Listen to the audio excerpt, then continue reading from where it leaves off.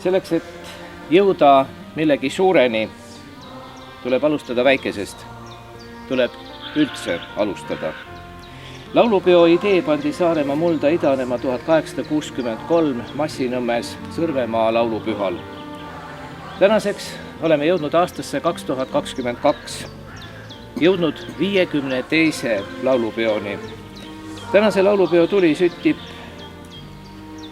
sümboolselt nende inimeste mälestusküünaldest, kes alustasid, hoidsid elus, aitasid kasvada ja areneda. Martin Kõrber, Joosep Aavik, Harri Kuus.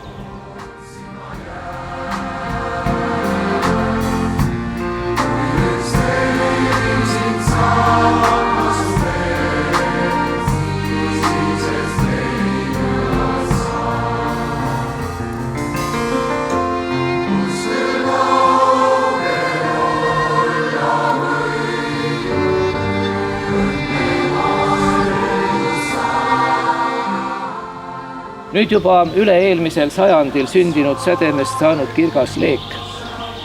Ja meie asi on seda hoida ja toita, et meie süda rõõmustaks ja alustajate hinged saaksid rahus puhata. See on meie au, õigus ja kohustus.